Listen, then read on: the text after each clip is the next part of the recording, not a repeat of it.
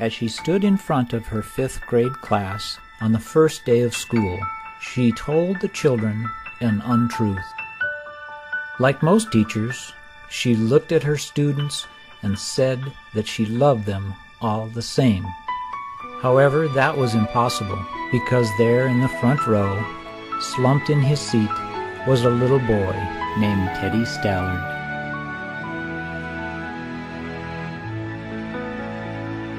Miss Thompson had watched Teddy the year before and noticed that he didn't play well with other children, that his clothes were messy, and that he constantly needed a bath. And Teddy could be unpleasant. It got to the point where Miss Thompson would actually take delight in marking his papers with a broad red pen, making bold X's, and then putting a big F at the top of his papers. At the school where Miss Thompson taught, she was required to review each child's past records, and she put Teddy's off until the last. However, when she reviewed his file, she was in for a surprise. Teddy's 1st grade teacher wrote, "Teddy is a bright child with a ready laugh. He does his work neatly and has good manners. He is such a joy to be around." His 2nd grade teacher wrote, "Teddy is an excellent student, well liked by his classmates, but he is troubled because his mother has a terminal illness, and life at home must be a struggle." His 3rd grade teacher wrote, "His mother's death has been hard on him. He tries to do his best, but his father doesn't show much interest, and his home life will soon affect him if some steps aren't taken."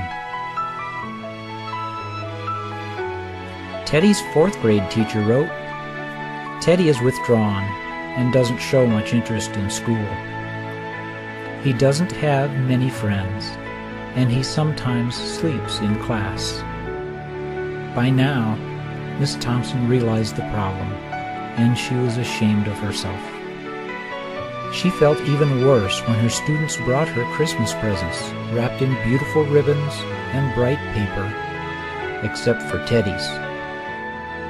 His present was clumsily wrapped in heavy brown paper that he got from a grocery bag. Miss Thompson took pains to open it in the middle of the other presents.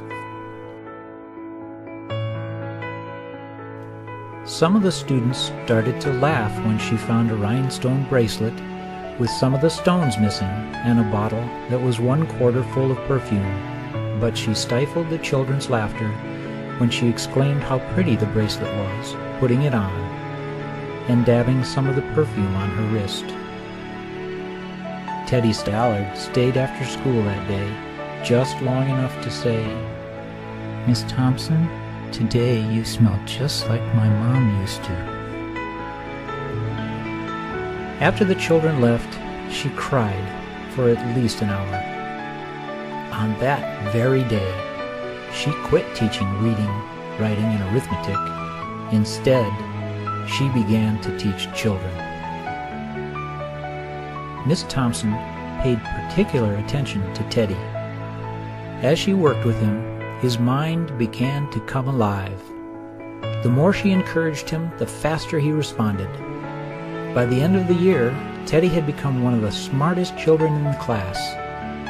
And, despite her lie that she would love all the children the same, Teddy became one of her teacher's pets. A year later, she found a note under her door from Teddy, telling her that she was the best teacher he'd ever had in his whole life. 6 years went by before she got another note from Teddy. He then wrote that he had finished high school 3rd in his class, and she was still the best teacher he ever had in his whole life. 4 years after that, she got another letter, saying that while things had been tough at times, he'd stayed in school. He'd stuck with it, and would soon graduate from college with the highest of honors. Again, he assured Miss Thompson that she was still the best and favorite teacher he'd ever had. Then 4 more years passed, and yet another letter came. After he got his bachelor's degree, he had decided to go a little further. She was still the best and favorite teacher he'd ever had. But now his name was a little longer. The letter was signed Theodore F. Stallard, M.D. The story does not end here. There was yet another letter that spring. Teddy said he'd met this girl and was going to be married. He explained that his father had died a couple of years ago, and he was wondering if Miss Thompson might agree to sit at the wedding in the place that was usually reserved for the mother of the groom. Of course, Miss Thompson did, and guess what? She wore that bracelet, the one with several rhinestones missing. Moreover, she made sure she was wearing the perfume that Teddy remembered his mother wearing on their last Christmas together.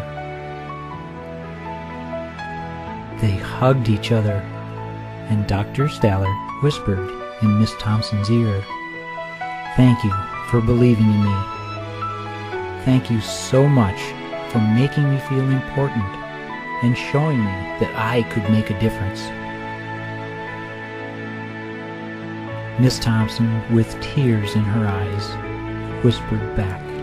She said, "Teddy, you have it all wrong. You were the one who taught me that I could make a difference. I didn't know how to teach until I met you."